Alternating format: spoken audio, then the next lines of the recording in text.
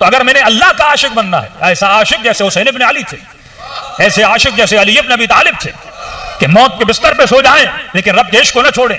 अल्लाह दिखता कैसा है, अल्लाह है कैसा, अल्लाह जब हमसे डील करता है तो बर्ताव कैसे करता है। कौन अल्लाह अर्रहमान अर्रहीम। अगर आपके बच्चे को नज़लना नहीं आता तो कोई हर्ज नहीं, अगर आपके बच्चे को आयतुल कुर्सी नहीं आती तो कोई हर्ज नहीं। हर्ज का मतलब कोई गुनाह नहीं, न कब्र में सवाल होगा न क़यामत में सवाल होगा। लेकिन अगर इस मस्जिद में बैठे हुए किसी फर्द को हम्द नहीं आती है तो सवाल यह है वो खुदा जो जिस्म नहीं रखता उसके गुस्से का पता कैसे लगाऊं कि वो कब गुस्सा होता है, किस पे गुस्सा होता है। तो रसूल ने कहा फातिमा तो बज़अतुम मिन्नी, अगर देखना है खुदा किससे राजी है तो देखो मेरी बेटी किससे राजी है। अगर देखना है खुदा किससे गजबनाक है तो देखो फातिमा किससे गजबनाक है। फरमाया ये वो 14 हैं या अंबिया हैं, ये जिससे राजी हो अल्लाह उससे राजी हो जाता है, ये जिस पे गजबनाक हो खुदा उस पे गजबनाक हो जाता है। तो अब कोशिश क्या रही जिंदगी में मैं किसकी रजा के लिए जिंदगी गुजारूं। अगर मैंने आले रसूल को राजी किया तो खुदा राजी, इनकी रजा में अल्लाह की रजायत है। अब जब करबला के मैदान में इमाम हुसैन ये कहें रिज़न बिरिज़ा व तस्लीमन लिअम्रे ला माबूद सिवाक, ऐ खुदा हुसैन तेरी रजा पे राजी है, तेरे हुक्म के सामने सरखम तस्लीम है। दलील भी दे रहे हैं क्यों उसकी रजा में राजी होना होता है जो तेरा माबूद हो, क्योंकि तेरे अलावा हुसैन का कोई खुदा नहीं। अब अगर हुसैन अल्लाह को राजी कर रहे हैं, अब जो हुसैन को राजी करेगा गोया उसने खुदा को राजी किया। तो हबीब ने हुसैन को राजी करके खुदा को राजी किया, हुर ने हुसैन को राजी करके खुदा को राजी किया, और शिमर ने हुसैन को नाराजी करके अल्लाह के गजब को खरीदा। यजीद ने ज़ैनब को तकलीफ दे के अल्लाह के गजब को खरीदा। तभी कहा कि जिंदगी ऐसे गुजारो कि तेरा इमाम तुझसे राजी हो जाए।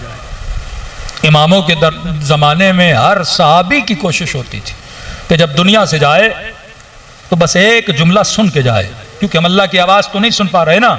अहले बैत को क्यों बोला जाता है लिसानुल्लाह। अगर ये कहें हम तुमसे राजी तो समझो खुदा ने कहा मैं तुमसे राजी।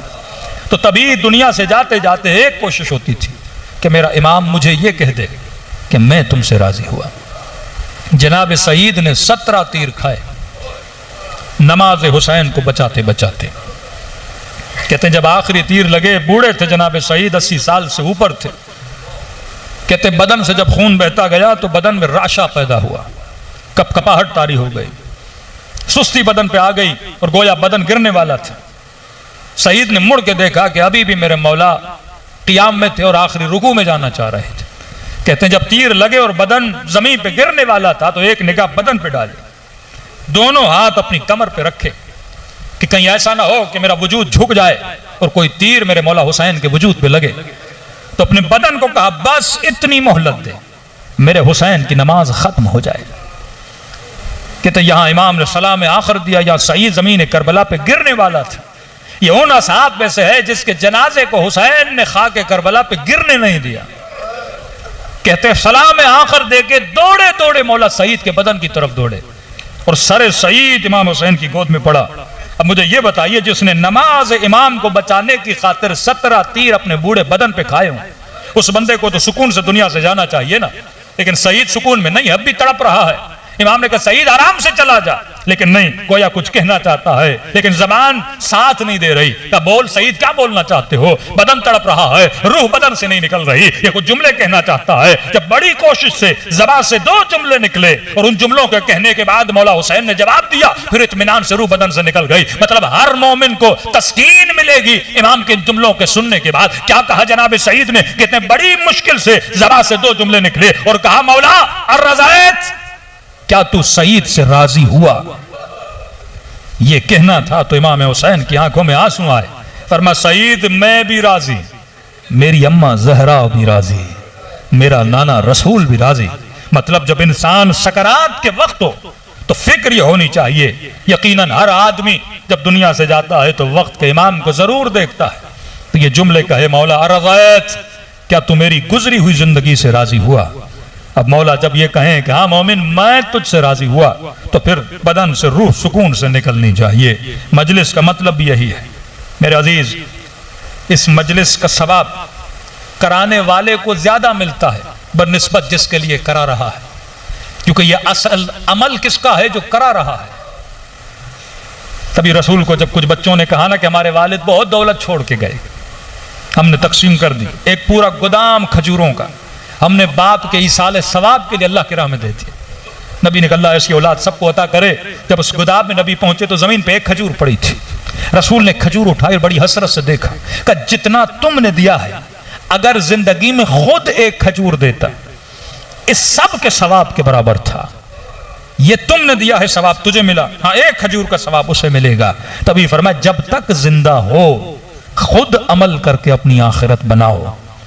फिक्र अपने आप की आपको होनी चाहिए, न कोई और आपकी इतनी फिक्र करेगा। आपसे ज्यादा अगर किसी को आपकी फिक्र है तो या आपके खुदा को है या आपके इमाम ज़माना को है। इन दो वजूदों के बाद अगर किसी को फिक्र होनी चाहिए वो आपको होनी चाहिए। दुनिया में अमल करो, फरमाया यही अमल आखिरत का तोशा है। खाली हाथ न जाओ। आज किसी अक्लमंद से पूछो यहां से पैदल कोयटा जाओ और 4 रोटियां जेब में रख के जाओ, तो हर आदमी कहेगा 3 दिन सरवाइव करोगे, इससे ज्यादा नहीं। बरज़ख का सफर अनलिमिटेड सफर है। फरमाया वहां पे तोशा होना चाहिए, वहां पे रोटी वोटी काम नहीं आती मेरे अजीज। उस जमाने का तोशा अमल है। ये 24 घंटा समझो अमल की फैक्ट्री है। बंदा सोते हुए भी इबादत कर सकता है अगर मासूम के फरामीन पे अल्लाह को राजी करके सोगी भी तो ये सोना इबादत है। शब हिजरत अली का सोना भी इबादत था, मैदान जंग में लड़ना भी इबादत था, इनका बोलना भी इबादत है। ये रविश अगर जिंदगी की बन जाए, और कितनी काबिले कीमत रहमत है खुदा की अहले बैत के चाहने वालों को। पूरी कायनात में लोगों के पास एक आंसू की नेमत है। शियों को खुदा ने 2 आंसुओं की नेमत दी है। एक तौबा का आंसू जिस पे हर मुसलमान रो सकता है और अल्लाह की रहमत को समेट सकता है, लेकिन एक आंसू सिर्फ आपको दिया है और वह आंसू गमे हुसैन का आंसू है। जब ये 2 आंसू मिलते हैं तो बंदा फिर होर बन जाता है। हम क्यों सिर्फ तारीख में जीते हैं? कोई सलमान था, कोई मिक़दाद था, आप भी सलमान बन सकते हो, आप भी मिक़दाद बन सकते हो। ये क्वालिटीज का दरवाजा, ये मदारिज का दरवाजा खुदा ने बंद नहीं किया। हाँ, नबी के बाद कोई नबी नहीं हो सकता, 12 के बाद कोई इमाम नहीं हो सकता, लेकिन इन मकामात को हर मोमिन हासिल कर सकता है। सिर्फ कोशिश करनी है। आपका मकाम यानी असहाब इमाम ज़माना का मकाम तमाम इमामों के असहाब से बुलंद है, क्योंकि छठे इमाम रश खाते थे कि काश मैं भी महदी के लश्कर में होता। ये वो ज़माना है, क्योंकि अल्लाह की हुकूमत की बुनियाद कौन आकर रखेगा? जो समझें कि आखिरी गोल है खिलकत का, हुकूमत इलाही इस कायनात पर है, इमाम ज़माना के पूरा करेंगे। और दुआ करें कि खुदा हम सब को असहाब इमाम में शुमार कराए। फरमाया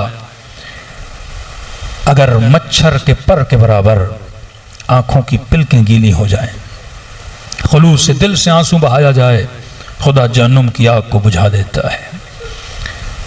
फरमाया अगर खुलूस से दिल से मेरे जद हुसैन को सलाम करो, खुदा तुझे सवाब ज़ियारत हुसैन अता करता है।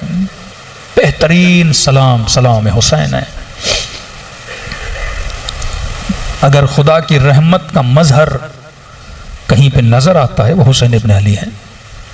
वल्लाह अगर ये नेमत हुसैन शियों के पास न होती, नेमत मजलिस, नेमत अज़ा, नेमत आंसू, कुछ भी नहीं होता। इस गुमराही के ज़माने में इस वक्त ये वाहिद दरवाज़ा है, दरवाज़े मजलिस, जो आपके वजूद को अल्लाह की दरबार में ला के बिठा देता है। फरमाया कसरत से मेरे गरीब बाबा को सलाम किया करो। किसी ने पूछा कि मौला इतनी ताकीद क्यों है सलाम की? फरमाया क्योंकि आशूरा के दिन मेरा बाबा तरस गया था कि कोई मेरे बाबा को सलाम करे। कि मौला क्या सलाम नहीं करते थे? का नहीं, कहते थे ये बागी है, इसे सलाम न करो। का जब तुम में से कोई शिया मेरे बाबा को सलाम करता है तो मेरे बाबा के कलेजे को ठंडक मिलती। और सवाब इतना का खुलूस से दिल से करो तो सवाब ज़ियारत हुसैन मिलता है। निशानी ये बताई का जब सलाम करो न चाहते हुए अगर तेरी आंखों से आंसू आ गए, का ये मत समझना ये तेरे आंसू हैं, हुसैन ने तुझे तेरे सलाम का जवाब भेजा है। चंद जुमले मसाहिब के मरहूम की रूह के दर्जात के लिए, अपने लिए भी दुआ करें कि खुदा हम सब को आक़िबत बखैरी नसीब फरमाए।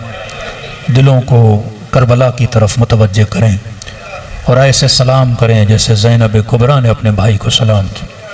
गुजारिश होगी आवाज़ थोड़ी बढ़ा दें सब मिलके। अस्सलामु अलल हुसैन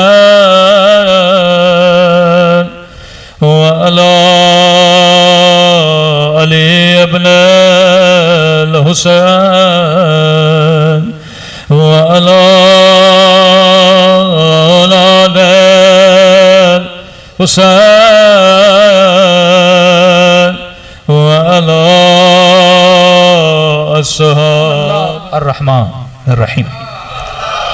वो अल्लाह जो रहमान है, वो अल्लाह जो रहीम है, मतलब इस अल्लाह को सबसे ज्यादा अपनी किसी सिफत से प्यार है तो वो सिफत रहमान और रहीम है। ये भी खुदा कह सकता था कि बिस्मिल्लाहिल करीम, बिस्मिल्लाहिस समी, बिस्मिल्लाहिल बसीर, लेकिन ये नहीं कहा नहीं, मदद मांगता हूं उस अल्लाह से, मुआविनत मांगता हूं उस अल्लाह से, मैं साथ चाहता हूं उस अल्लाह से, मैं उस अल्लाह के रंग में रंगना चाहता हूं जो रहमान भी है, रहीम भी है। अब अगर शुक्र किया जाता है तो इसी रहमान और रहीम का किया जाता है। सबसे पहले एक चीज समझ लीजिए कि जिस सूरत को खुदा ने हर मुसलमान पे पढ़ना वाजिब किया, मतलब अगर आपके बच्चे को इन्ना आतेना नहीं आती तो कोई हर्ज नहीं, अगर आपके बच्चे को इन्ना नज़लना नहीं आता तो कोई हर्ज नहीं, अगर आपके बच्चे को आयतुल कुर्सी नहीं आती तो कोई हर्ज नहीं। हर्ज का मतलब कोई गुनाह नहीं, न कब्र में सवाल होगा न क़यामत में सवाल होगा। लेकिन अगर इस मस्जिद में बैठे हुए किसी फर्द को हम्द नहीं आती तो मैं कह सकता हूं वो तारिक सलात भी है, वो शायद मुनकिर सलात भी है, और वो शायद फासिकीन की कैटेगरी में भी चला जाए, क्योंकि जो हम्द नहीं जानता इसका मतलब वो नमाज नहीं जानता। जो नमाज नहीं जानता तो मुसलमान कैसा है? तो मतलब मुस्लिम के लिए सबसे पहली हिफ्जियात जिसे याद करना जरूरी है वो सूरह हम्द है। का मौलाना बेटा बालिग हुआ तो कहा कि सूरह हम्द सिखाओ, नमाज सिखाओ। लेकिन हज तब वाजिब होता है जब बंदा साहिब हैसियत बने, लेकिन हम्द फकीर के लिए भी है, हम्द अमीर के लिए भी है, हम्द साहिब इस्तिताअत के लिए भी है। और जो साहिब इस्तिताअत नहीं, खुदा न खास्ता बदन के एतबार से अगर पैरालाइज भी है तो फरमाया हम्द याद करना इसके लिए जरूरी है। और मकाम ताज्जुब यह है, अगर किसी के घर में इंतकाल हो जाए किसी मोमिन का, तो वहां भी अगर हम कुछ करने जाते हैं तो यही सूरह हम्द पढ़ने जाते हैं कि भाई आप किस लिए आए? का क़िबला हम फातिहा करने के लिए आए हैं। और खुदा ने कहा कि ला सलात इल्ला बिफातिहतिल किताब, कि नमाज नहीं होती अगर नमाज में सूरह हम्द न हो। तो हम्द की इंपॉर्टेंस, अब 17 रकात नमाज हर मुसलमान पे वाजिब, चाहे शिया हो चाहे सुन्नी हो, 17 रकात तो पढ़नी है। मोमिन होगा तो नमाज शब भी पढ़ेगा, लेकिन 17 रकात तो हर सूरत में पढ़नी है। और इस 17 रकात में हम्द को पढ़ना ही पढ़ना है। अब आप कहें कि मौलाना हम्द की जगह पे सूरह शम्स पढ़ें, अल्लाह कहेगा शम्स प्यारी तो है लेकिन हम तो हम्द है। हाँ? कहें परवरदिगारा हम्द की जगह पे यासीन पढ़ूं, तो हाँ यासीन कुरान का दिल तो है, लेकिन दिल धड़केगा हम्द के बगैर कभी भी नहीं। हाँ? अब पूरा कुरान पढ़ो हम्द की जगह पे, नमाज नहीं होती जब तक इंसान सूरह हम्द न पढ़े। और 17 रकात में 10 रकात में सूरह हम्द तो शिया पढ़ते हैं, आप तीसरी रकात में तस्बीहात अरबा, लेकिन हमारे बरादरान अहले सुन्नत उसमें भी क्या पढ़ते हैं? सूरह हम्द पढ़ते हैं। मतलब हम हम्द पढ़ें 10 मरतबा, वो शायद सूरह हम्द को पढ़ें 17 मरतबा। इंपॉर्टेंस ऑफ सूरह हम्द। अब सवाल यह है कि इस हम्द में ऐसा क्या है? देखिए, अगर रिपीटेडली मैं आपको कोई चीज पढ़ाए जाऊं तो यकीनन उसके अंदर कुछ ना कुछ होगा। मैं कहूं कि हर दुआ करने से पहले सलवात पढ़ो, हर दुआ करने के बाद सलवात पढ़ो, तो आप कहेंगे मौलाना सल्ले अला मोहम्मद।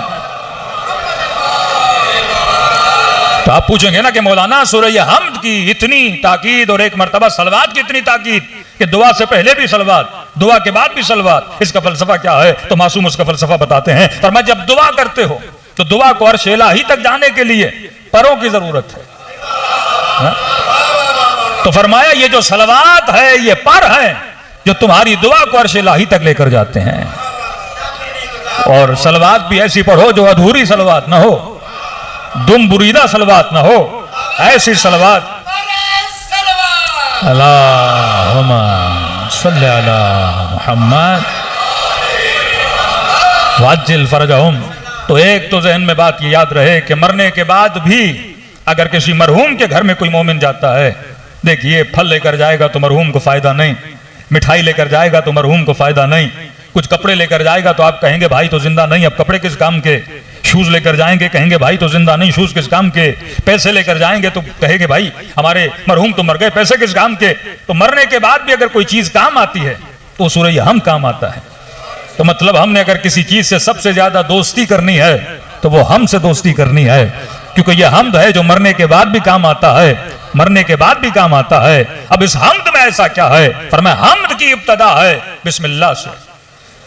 बिस्मिल्लाह शुरू करता हूं, मदद मांगता हूं, इस्तिआनत मांगता हूं, हमराही चाहता हूं, किसके साथ, अल्लाह के साथ। लेकिन सवाल है कि कौन अल्लाह। आज एक रविश सीख लीजिए और उसके बाद जब आप कुरान पढ़ेंगे तो महसूस भी होंगे, लज्जत भी मिलेगी और यह महसूस करेंगे कि जो आपसे बात कर रहा है वो बातें करना क्या चाहता है।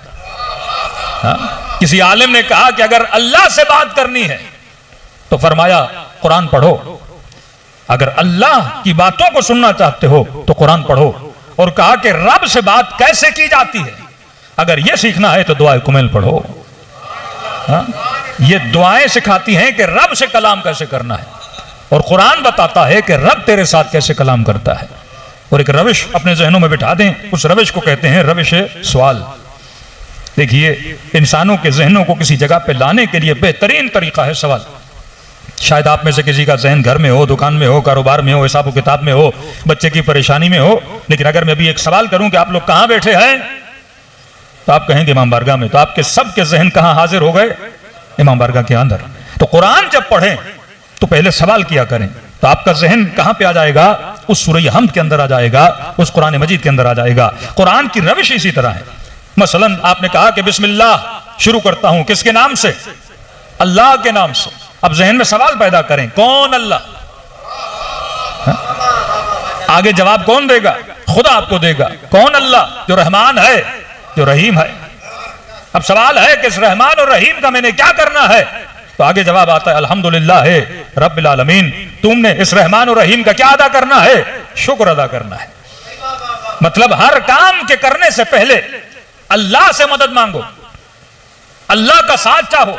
कि कुरान की आयत है कि लोगों हमेशा रब की याद में रहो, और अल्लाह ने उस याद की मखसूस औकात रखे हैं, जैसे सुबह की नमाज, जोहर की नमाज, असर की नमाज, मगरिब इशा की नमाज। इसका मतलब यह नहीं कि अगर मगरिब इशा में आते हो तो खुदा को याद करो और नमाज के बाद अल्लाह की याद में भूल जाओ, का नहीं, सरसरी याद हमेशा रहे।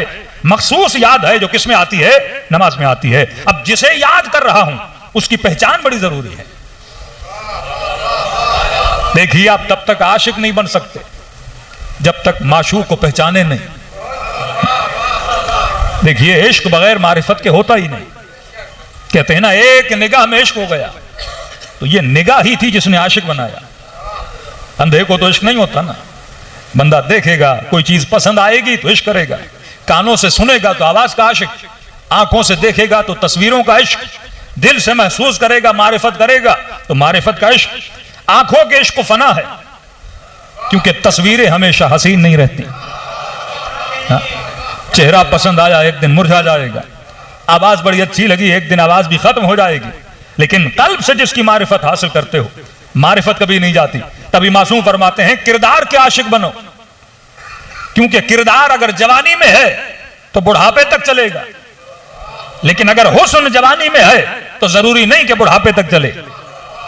तो एक है हुस्न जाहिर, एक है हुस्न। अगर मैंने अल्लाह का आशिक बनना है, ऐसा आशिक जैसे हुसैन इब्न अली थे, ऐसे आशिक जैसे अली इब्न अबी तालिब थे, कि मौत के बिस्तर पे सो जाएं लेकिन रब के इश्क को न छोड़ें, कट जाए लेकिन नो के नेजा पे रब की मद्दाही में मशगूल रहें।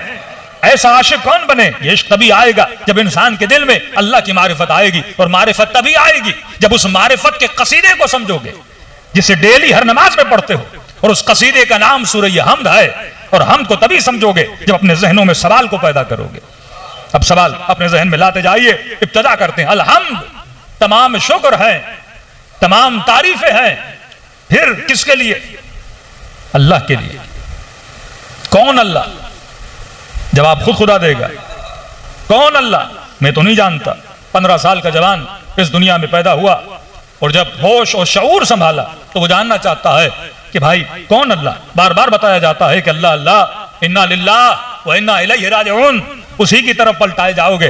भाई किसकी तरफ पलटाया जाऊंगा? उसकी कोई मारिफत तो हो, उसकी कोई पहचान तो हो। तो ये सारी पहचाने खुदा कहां दिलाता है? सूरह हमने बताता है। अलहम्द, तमाम तारीफें, तमाम शुक्र, इंग्लिश में बोले तो सारे थैंक्स हैं किसके लिए? लिल्लाह के लिए, अल्लाह के लिए। कौन अल्लाह? एक छोटा सा तारुफ बिस्मिल्लाह में हुआ, डिटेल तारुफ खुदा यहां करवाता है। अलहम्द, तारीफ है अल्लाह के लिए। कौन अल्लाह? रब्बिल आलमीन, जो रब है। रब का मतलब जो पालने वाला है। क्या सिर्फ मेरा पालने वाला है? फरमाया नहीं, आलमीन का पालने वाला है। यहां भी तुझे पालेगा, कब्र में जाने के बाद भी तुझे पालेगा। मतलब मुआमिला यहां भी उसके साथ है, मरने के बाद भी मुआमिला उसके साथ है। लेकिन फिर जहन में सवाल पैदा हुआ, वो रब क्यों है? भाई फ्री में तो कोई रुबूबियत नहीं करता। आपने घर में एक नौकर को रखा और उसको मंथली 30,000 40,000 तनख्वाह दे रहे हैं, गोया उसको पाल रहे हैं। तो सवाल है, मैं उसे क्यों पाल रहा हूं? तो जवाब यह मिलेगा कि नौकर गाड़ी चलाता है, घर की सफाई करता है, सब्जी और साजो सामान मेरे घर में लेकर आता है, तो इसके एवज मैं उसको तनख्वाह देता हूं। तो सवाल है कि खुदा फ्री में क्यों पाल रहा है?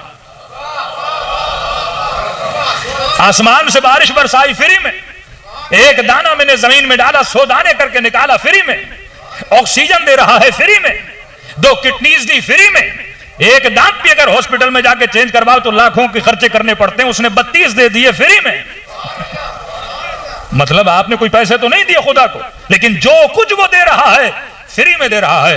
तो परवरदिगारा, ये रुबूबियत फ्री में क्यों कर रहे हो? तो जवाब दिया, एक सिफत की वजह से रब हूं, अल्हम्दुलिल्लाह रब्बिल आलमीन, मैं सारे आलमीन का पालने वाला हूं। क्यों पालने वाला हूं? फिर कहा, क्योंकि मैं रहमान हूं, मैं रहीम हूं। अगर मैं रहमान ना होता तो मेरा करम ना होता, अगर मैं रहीम ना होता तो मेरा करम ना होता। शायद कोई कहे कि आज मैं वर्ष अज़ा पर क्यों हूं? क्योंकि अगर वो रहीम ना होता तुझे हुसैन की मजलिस में न बुलाता, अगर वो रहमान ना होता तुझे कभी अली का शिया न बनाता। ये जो कुछ कर रहा है वो तो सिफात की वजह से कर रहा है, क्योंकि वो रहमान है, क्योंकि वो रहीम है। अब सवाल यह है कि इन दोनों का मस्दर एक है, लफ्ज रहमान और लफ्ज रहीम, लेकिन अल्लाह ने 2 सिफात क्यों लाई? मुफस्सिर फरमाते हैं, सिफत रहमान रहमत आम है, कि मतलब जब बारिश बरसाता है तो बारिश के कतरों को यह नहीं कहता कि अली वालों के घर में बरसना पर यजीदियों के घर में न बरसना। वो रहमान है क्योंकि उसने हुसैनियों को भी खल किया, यजीदियों को भी खल किया, क्योंकि खल किया है। अब रिज्क देना किसकी जिम्मेदारी है? उसकी जिम्मेदारी है। आप पूरी दुनिया अल्लाह की मुखालिफ हो जाए, वो कभी गंदम के दाने को ये नहीं बोलेगा कि ये मेरा नाफरमान बंदा जब जमीन में गंदम का दाना डाले, ऐ दाने 100 दानों में न बदलना। वो कभी सेब के दाने को नहीं कहेगा कि जब जमीन में जाओ तो मकाम तकामुल तक ना आना, क्योंकि ये नाफरमान है, तुमने सेब नहीं बनना। वो कभी शिकम मादर में किसी नुत्फे को ये नहीं कहता कि तुमने कंप्लीट बच्चा नहीं बनना, क्योंकि उसने आपको खल किया है। तो हिदायत देना उसकी जिम्मेदारी है, जिसे हिदायत तकमीली कहते हैं। मतलब दाने को सिखा दिया है कि उसने सेब कैसे बनना है, तरबूज के दाने को बता दिया कि उसने तरबूज कैसे बनना है, शहद की मक्खी को सिखा दिया कि उसने शहद कैसे बनानी है। लुकमा जब शिकम में जाता है उसने लुकमे को बता दिया कि इसने खून के जर्रात में कैसे बदलना है। उसने हर शय को हिदायत दी है। यह हिदायत तकवीनी है, यह हर किसी को हिदायत देता है। यह सिफत रहमान की वजह से है, लेकिन इसको शऊर देके फर्श अज़ा पे लाना है, यह सिफत रहीम की वजह से है।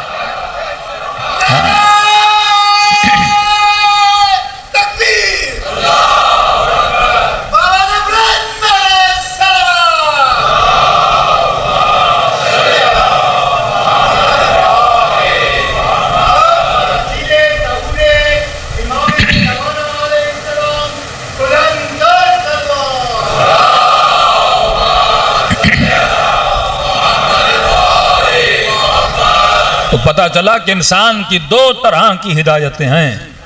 एक हिदायत हिदायत तकवीन, जो वो खुद डायरेक्ट देता है, जिसके बीच में कोई नहीं आता। शहद की मक्खी को हिदायत दी कि शहद कैसे बनाना है, आपकी किडनीज को हिदायत दी कि बॉडी के अंदर चीजों को फिल्टर कैसे करना है, आपके दिल को हिदायत दी कि उसने धड़कना कैसे है, आपके बालों को हिदायत दी कि सियाही के बाद सफेदी में कैसे बदलना है, आपके बदन को हिदायत दी कि जवानी के बाद बुढ़ापे की तरफ कैसे जाना है। आपके बदन को हिदायत दी कि कब्र में जाने के बाद इसने मकाम फना तक कैसे पहुंचना है। ये हिदायत खुदा देता है, इसमें कहीं किसी जगह पे सीखने की जरूरत नहीं है। उसने चूंटी को हिदायत दे दी कि इसने जमीन के अंदर अपने घरों को कैसे बनाना है। इसने चिड़िया को हिदायत दे दी, उसने घोंसला कैसे बनाना है। कोई चिड़िया दुनिया की किसी यूनिवर्सिटी और स्कूल में नहीं पढ़ती। ये हिदायत तकवीनी है। उसने आपको हिदायत दी है कि बदन को ग्रो कैसे कराना है। उसने आंखों को हिदायत दे दी, उसने हाथों को हिदायत दे दी। आज मैं कलाम कर रहा हूं, मेरी जबान को हिदायत दे दी है कि सांस कैसे निकलेगी, जबान अल्फाज को कैसे बनाएगी। ये सारी हिदायत तकवीन है। ये सिफत रहमान की वजह से है। लेकिन एक हिदायत तशरीह है, और वो हिदायत तब तक नहीं मिल सकती जब तक सिफत रहीम शामिल ना हो। और फरमाया ये हिदायत तब तक नहीं देता जब तक बंदा मांगे ना। ये दूसरी हिदायत मांगने पे मिलती है। 24 घंटा घर में बैठ जाओ पर नीयत हिदायत ना हो, खुदा कभी हिदायत विलायत अता नहीं करेगा। ये दो तरफा हिदायत है, एक यक तरफा जो सिफत रहमान, एक दो तरफा जो सिफत रहीम है। जब तक मांगोगे नहीं तब तक हिदायत दूंगा नहीं। अरबी में दो लफ्ज हैं, लफ्ज यशा और लफ्ज युरीद। युरीद का मतलब सिर्फ अल्लाह का इरादा, यशा का मतलब तेरा भी इरादा होना चाहिए, मेरा भी इरादा होना चाहिए। हिदायत की बात जब भी करता है तो अल्लाह यशा बोलता है, मतलब तू हिदायत चाहेगा तो मैं हिदायत दूंगा। अगर तू मारिफ के मकामात को हासिल करना चाहेगा, जिद्दोजहद करेगा, तो मैं खुदा तुझे हिदायत दूंगा। तो कौन रब? जो रहमान भी है, जो रहीम भी है। मतलब ये रब इसीलिए है क्योंकि ये रहमान है।